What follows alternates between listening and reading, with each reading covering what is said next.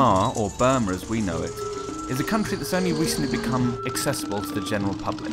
After many years of brutal military rule, it has finally opened up and has provided people with an opportunity to see a part of the East which hasn't changed for centuries. Often when we are taking pictures of something like this, what will happen is that we'll just pull the camera up, we'll snap a picture and we'll walk away. And when we get home, we have this kind of image of a temple or something floating in midair. And that's what we want to avoid, images that look bland and uninteresting. When you're away in a place like this, everyone wants to come away with pictures they'll be happy with. So while I was in Burma, I set out to give you my top 3 photography tips. So we start our tour by heading north to the city of Mandalay. The name alone conjures up images of the Orient and a time gone by era. But besides from the bustling streets, it's also home to one of the most photographed bridges in Asia. When you come to an iconic thing like the U-Bend Bridge, this massive stretch of teak bridge which goes across the lake here, you often have to think about how you could use composition in an interesting way. And one of the best things to do is to focus on what we call leading lines. Now this particular place really lends itself to leading lines because you've got this massive stretch here that goes off into the distance.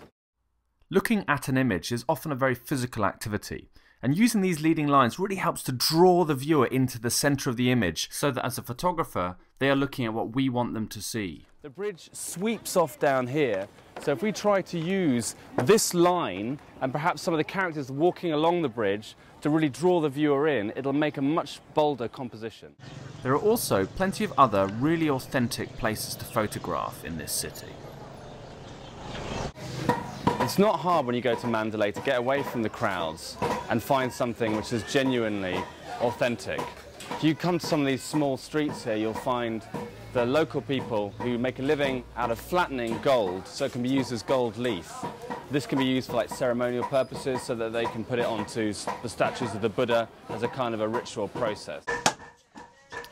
These always provide really interesting opportunities to get out of the midday light, which can often be quite harsh and unforgiving in hot countries like this, and photograph some of the local people working away. So after the second process, this is the third process, and what are they doing here? Yeah, here, that process, they have to beat for 5 hours. Okay, so after they've beaten for 5 hours, then they do this? Yeah, it became like this.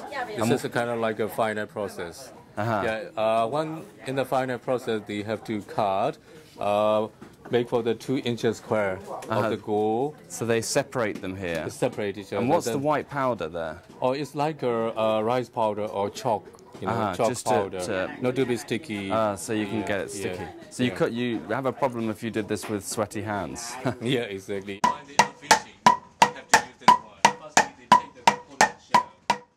The next destination we're heading off to is the beautiful Inle Lake. At about 1,000 meters above sea level, it's one of the most photographic places you'll ever go. It's not hard to see why this is such a popular place to go.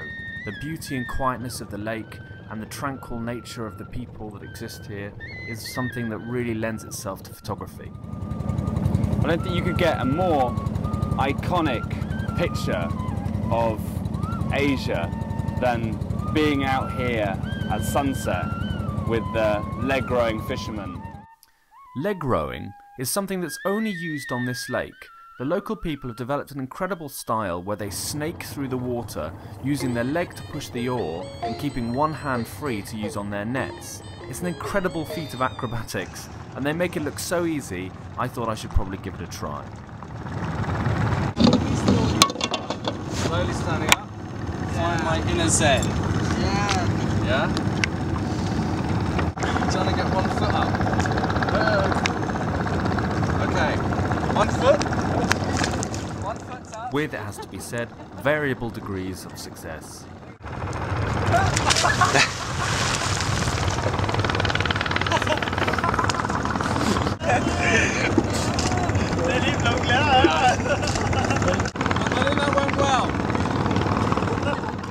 Back to the photography, and you can really see why this place is such a popular destination. Looking at the way that the mist forms over the lake, the fishermen drift past, and the local people wave to you as you go by. The nice thing about walking around some of the smaller villages outside of the inlay lake is that you really get a sense of the real life and how friendly everyone is.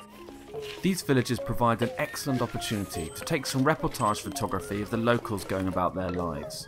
One of the most important things is to interact with people. That way, you get much more genuine images, and you're not coming across as one of those tourists who just likes to stick their camera in people's faces. Okay, here we go. You ready? I don't want it to go in the lake.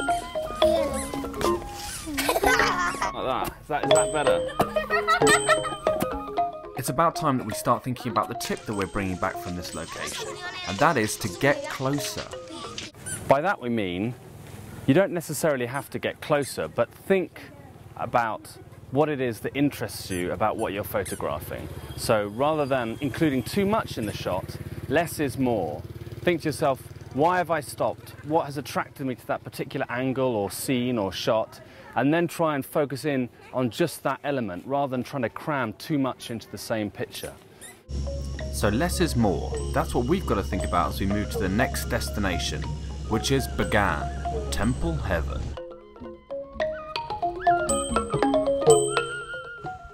Now, in order to imagine what this place is like, you have to in your head take all the major cathedrals out of Europe, place them into some scrubby bushland about the size of Manhattan, and then you will get close to the amazing scale and beauty that this place presents us with. I think the best way to photograph a place like this is to make sure that you're taking pictures in the morning or the evening. Light is the most important element when it comes to doing landscapes, and that's when the light's coming from a direction. So it provides us with warmer tones, and it pulls out the texture in the buildings in a much more effective way. But if you get bored of photographing temples, you can always escape the midday heat and head to some of the local markets where you can do a bit of shopping. Are you? This is the longi, is it? Yes, longies, for my longi. Okay. You see twice, only you look at some. You're gonna help me put one on? Yes. Okay. Just looking. So this is the traditional. This is the traditional outfit of the people from Myanmar. Yes. The Myanmaran. Yes. Check it out. Yes. You're very handsome. I'm very handsome. Yes, you're very handsome. Oh, that shirt as well. Yes, very design. Oh You're my more God. in the design. Oh really? How do you make it? You chew it, yeah? You put it in a leaf. One of the other things that the locals do quite a lot in Myanmar is chew betel nut, that mysterious, slight hallucinogenic which gives you terrible red teeth. Can I make 2 out of this?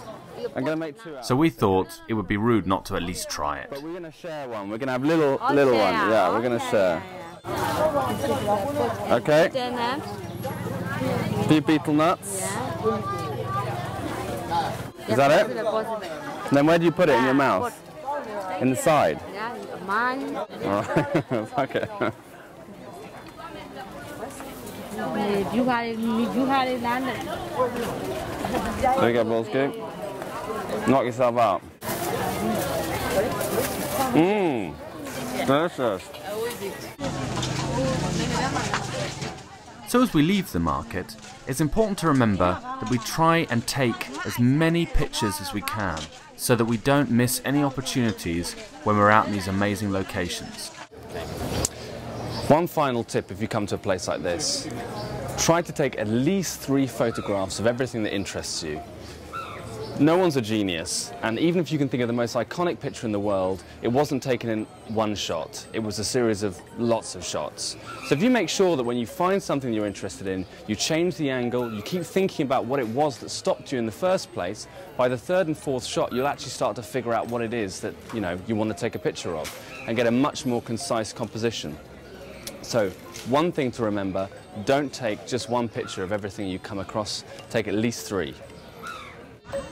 So there you have it. There's a few tips that I think should help improve your holiday snaps. I hope that you find them as unforgettable as I found this truly magical country.